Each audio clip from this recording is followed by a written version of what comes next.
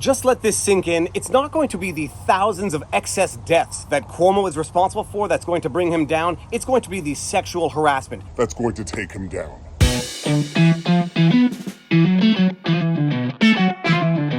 Viva Frei, Montreal litigator turned YouTuber, and I don't have my home office today, and I don't have my good camera today, so I'm shooting this on the roof with my iPhone, so bear with me, because this story, it's one that has to get done before tomorrow night's live stream with Robert Barnes. Cuomo looks like he's going to go down, but it's not going to be the thousands of excess deaths that he caused that's going to take him down. It's going to be the sexual harassment allegations that's going to take him down. Now, at this point, I think it's fair actually to refer to these as more than mere sexual harassment allegations, because the Attorney General out of New York, Letitia James, just completed, I think it's a 165-page report detailing in meticulous, methodical detail the accusations of sexual harassment against Governor Cuomo, and they came to the conclusion that these sexual harassment allegations are well-founded in fact. This Attorney General report reads like a sordid high school novel. You would not be able to believe that adults actually conduct themselves this way, let alone the governor of the state of New York, and no one is going to accuse Letitia James of political partisanship in the drafting and findings of this report,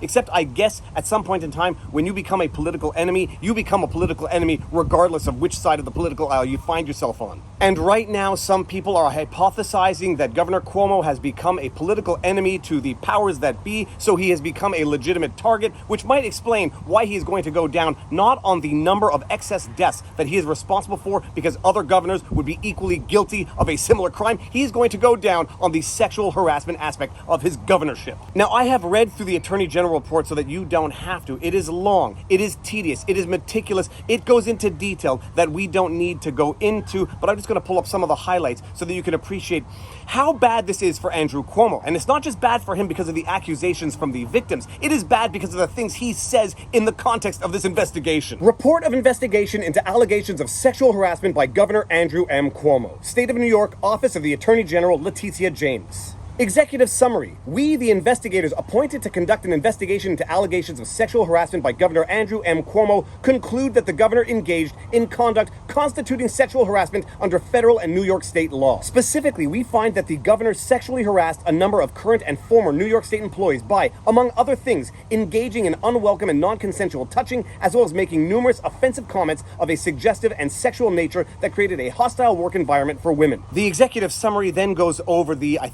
11 victims of Governor Andrew Cuomo's inappropriate behavior, to put it mildly. We don't need to go over all 11 of them, just the first two, for examples. Executive Assistant number 1. Since approximately late 2019, the governor engaged in a pattern of inappropriate conduct with an executive assistant. Quote, Executive Assistant number 1, who is a woman. That pattern of conduct included 1. Close and intimate hugs. 2. Kisses on the cheeks, forehead, and at least 1 kiss on the lips. 3. Touching and grabbing of Executive Assistant number 1's butt during hugs and, on 1 occasion, while taking selfies with him. And 4. Comments and jokes by the governor about Executive Assistant number 1's personal life and relationship, including calling her and another assistant, quote, mingle mamas, end quote, inquiring multiple times about whether she had cheated or would cheat on her husband, and asking her to help him find a girlfriend. Now, call me naive or wet behind the ears, but I don't know what a mingle mama is, and I'm going to go look it up right now on the Urban Dictionary, and if it's not too offensive of a term, I will flash a screenshot of the definition of mingle mama.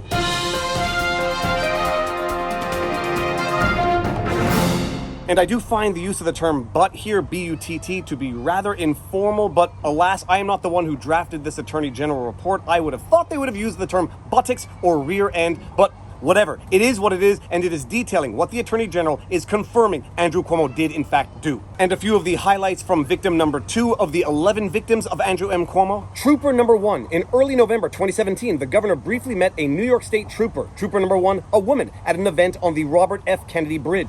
After meeting Trooper number 1, he spoke with a senior member of his protective detail, Senior Investigator number 1, about seeking to have Trooper number 1 join the Protective Services Unit, PSU, the unit of the New York State Police that is in charge of protecting the governor and works in close vicinity of the governor. Trooper number 1 was then hired into the PSU despite not meeting the requirement to have at least 3 years of state police service to join the PSU. I mean, this would be comedic if it were in a movie where no one would actually believe that the corrupt governor of New York, who found a trooper to be sufficiently attractive would break the rules in order to have her work closer to him, but alas, that is exactly what Cuomo did. He literally broke the rules to get a trooper that he found attractive to be closer to him so that he could then proceed to do what is detailed in the report next. After trooper number 1 joined the PSU, the governor sexually harassed her on a number of occasions, including by 1, running his hands across her stomach from her belly button to her right hip while she held a door open for him at an event, 2, running his finger down her back from the top of her neck down her spine to the middle of her back, saying, quote, "Hey,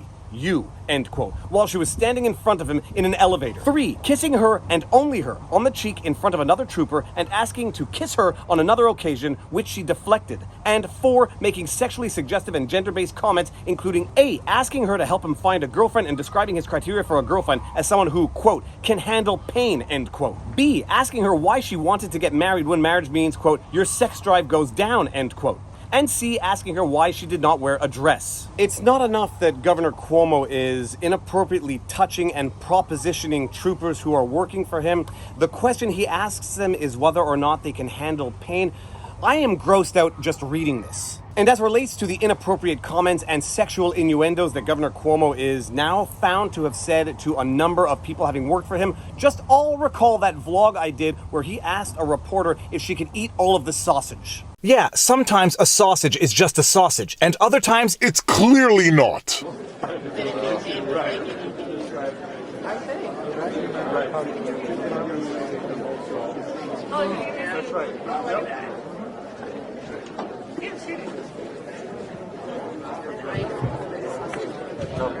Oh, thank you. Thank you. Oh, no, hold on. Yeah. I want to see you eat the whole sausage. I don't know if I should eat the whole sausage in front of you, but I'm definitely going to eat it. Gotta do it now. No excuses. You know everyone, you know the county executive? I do. Now you're going to know me in a whole different level. What I need to know. I go to Michaela. Hello. Nice to meet you. I think we're going to be here a while. Yeah. We might be here a while. Now there's a lot of pressure on me to eat Oh, this. yes, it is. Oh, It's yeah. gonna be on this side, huh? Wait, Yeah, that's Can I right. take a selfie with you while I eat my sandwich? Oh, there you go. I think that's a fair trade.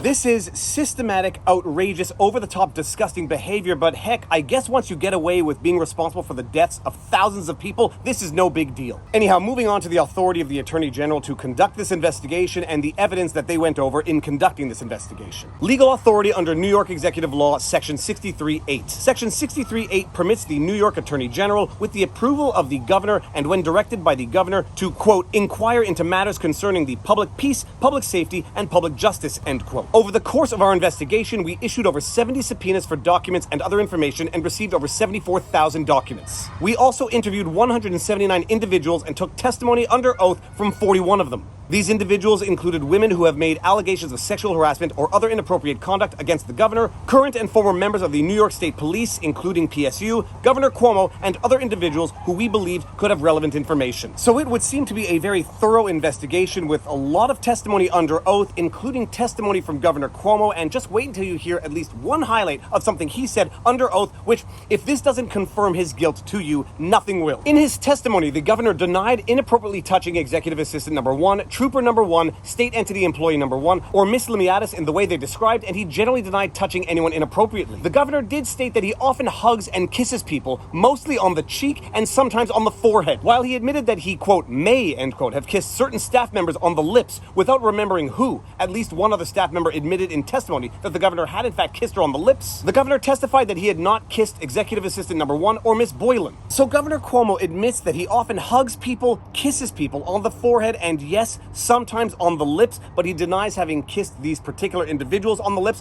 What kind of person kisses another person on the lips in the absence of a marriage, dating relationship, or very close friendship? I don't know, but once Governor Cuomo admits to having kissed some people on the lips in the context of his employment as governor, my goodness, he is done. But he is done not only for that, wait until you hear the admission he makes in another portion of this report. In response to an accusation that he touched Executive Assistant number 1's breasts, this is what Governor Cuomo actually said. Governor Cuomo denied having ever touched Executive Assistant number 1's breasts. He testified, quote, "To touch a woman's breast who I hardly know in the mansion with 10 staff around with my family in the mansion to say, quote, I don't care who sees us, end quote, I would have to lose my mind to do such a thing," end quote. In my humble opinion, a telltale sign of deceit. Notice that in this convoluted, long-winded answer, the only thing that's missing Is an actual denial. You don't have a denial because I don't think Cuomo can actually factually and honestly deny this, which is why he doesn't deny it. All you have is the framing of a hypothetical, I would have had to have lost my mind to do such a thing in the absence of an actual denial. And spoiler alert, it is entirely possible that Governor Cuomo did in fact lose his mind, which is why he thought he could get away with this type of conduct in the first place. And it just goes on and on and on in more meticulous detail, which we don't need to get into because I think we've seen the essence of this report. It's not just the accusations, it's Cuomo's responses to these accusations, which are tantamount to admissions. And ultimately, the report does conclude that Governor Cuomo is in fact guilty of these accusations. Conclusion. Upon completion of our independent investigation into allegations of sexual harassment brought against Governor Andrew Cuomo and the surrounding circumstances, we have reached the conclusion that the governor sexually harassed a number of state employees through unwelcome and unwanted touching, as well as by making numerous offensive and sexually suggestive comments. We find that such conduct was part of a pattern of behavior that extended to his interactions with others outside of state government. We also find that the Executive Chamber's response to allegations of sexual harassment violated its internal policies, and that the Executive Chamber's response to one complainant's allegations constituted unlawful retaliation. In addition, we conclude that the culture of fear and intimidation, the normalization of inappropriate comments and interactions,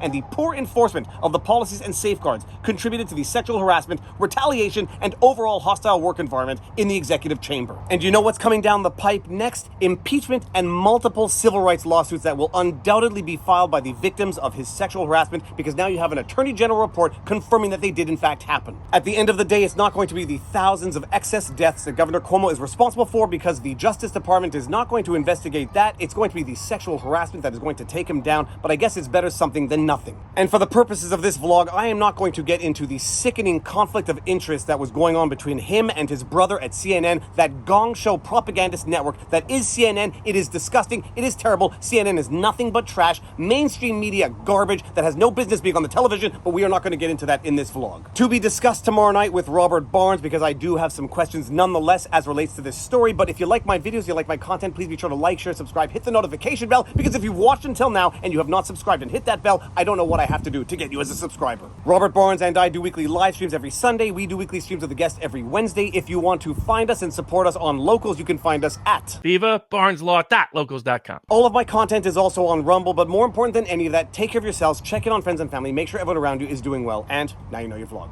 Peace out.